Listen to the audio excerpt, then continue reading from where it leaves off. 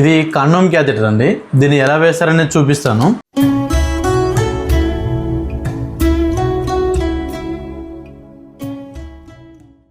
And ఇది ఫోలిస్ క్యాథెటరు. Last time దీని గురించి మనం వీడియో చేసాము, కాకపోతే ఎలా రిమూవ్ చేయాలనే దాని గురించి చేసాము కానీ ఎలా వేస్తారనే దాని గురించి చేయలేదు. ఈ రెండింటి గురించి మనకు ఒక 2 కామెంట్స్ వచ్చాయి. సో ఇది క్లియర్గా అర్థం అవ్వాలని చెప్పేసి అని ఈ 2 వీడియోలు చేస్తున్నాను. దానికోసం మీకు కీరదోసం తీసుకున్నాను, మీరు వేరే విధంగా అనుకోకండి.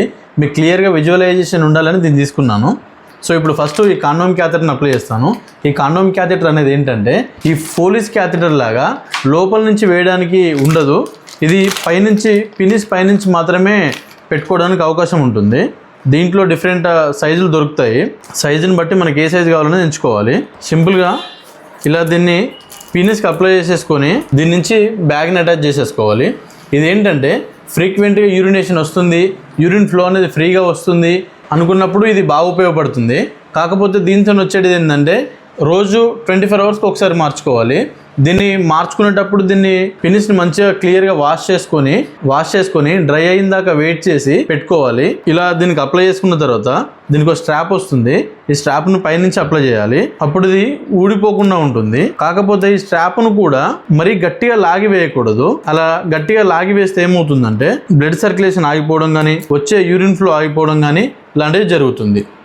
దీనిని కాండోమ్ క్యాథెటర్ అంటారండి. ఇది 24 అవర్స్కి ఒకసారి మారుస్తూ ఉండాలి. ఎక్కువసేపు ఉంచుకుంటే కనుక 24 అవర్స్ తర్వాత ఉంచుకుంటే ఆ స్కిన్ అంతా తేమ బారిపోయి అక్కడ ఇన్ఫెక్షన్ రావడం కానీ, ఫంగల్ ఇన్ఫెక్షన్ కానీ, బ్యాక్టీరియల్ ఇన్ఫెక్షన్ కానీ వచ్చి ఇబ్బంది అయిపోతుంటుంది. ఇది కాండోమ్ క్యాథెటర్. దీన్ని ఎక్స్టర్నల్ క్యాథెటర్ అని కూడా అంటారు. ఇప్పుడు ఫోలిస్ ఎలా వేస్తారనేది క్లియర్ గా చెప్తాను. వీడియో చివరి దాకా చూడండి. నార్మల్ గా పినిస్ హోల్ ఇలా ఉంటుంది కదా, దీన్ని ఇక్కడ నుంచి ఇన్సర్ట్ చేస్తాం. ఇలా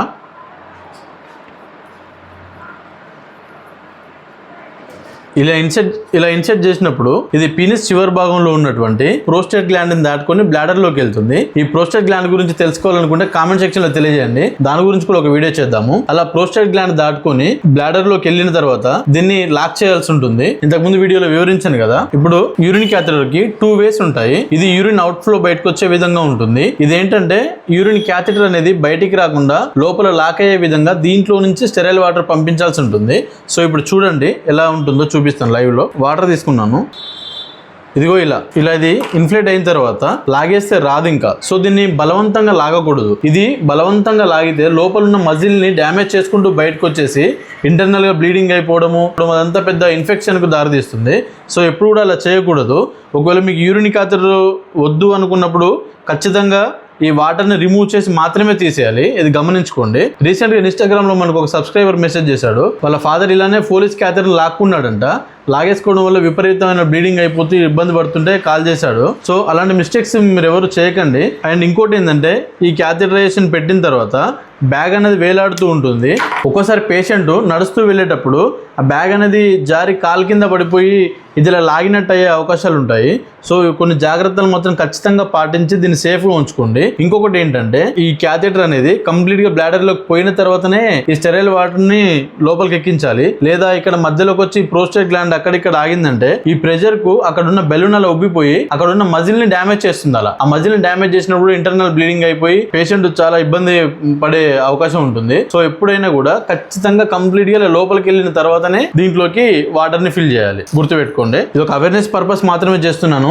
ఇంట్లో ఎవరు ట్రై చేయకండి. ఇది ఏంటంటే ఏమైనా సర్జరీస్ జరిగినప్పుడు గానీ ప్రోస్టేట్ గ్లాండ్ అనేది పెరుగుతూ ఉంటుంది పురుషులకి. ఈ ప్రోస్టేట్ గ్లాండ్ పెరిగినప్పుడు గానీ యూరిన్ అవుట్ ఫ్లో అనేది అంత పర్ఫెక్ట్ గా ఉండదు. అలాంటప్పుడు దీన్ని వేస్తారు. అలా యూరిన్ అవుట్ ఫ్లో కరెక్ట్ గా లేకుండా ప్రోస్టేట్ గ్లాండ్ అనేది పెరిగినప్పుడు ఇది కాకుండా దీన్ని వేసుకుంటే ఫలితం ఉండదు. ఇది అయితేనే క్లియర్గా డ్రైన్ చేయగలుగుతుంది. ఇది ఏంటంటే కాండోమ్ క్యాథెటర్ ఏంటంటే యూరినేషన్ బాగానే వస్తుంది, ఇబ్బంది ఏం లేదు. కాకపోతే ఫ్రీక్వెంట్గా వస్తుంది, నేను వెళ్ళలేని పొజిషన్లో ఉన్నా అనుకున్నప్పుడు దీన్ని పెట్టుకుంటే బాగుంటుంది. సో చూసారు కదా దీనికి డిఫరెన్షియేషన్. వీడియో మీకు క్లియర్గా అర్థమైంది అనుకుంటున్నాను. ఇంకో సబ్స్క్రైబర్ ఇంకో క్వశ్చన్ అడిగాడు. అదేంటంటే ఇది లాగేసుకున్నాడండి, ఇక్కడ బెలూన్లా ఏమీ లేదు ఎలా అని చెప్పేసి అని అడిగాడు.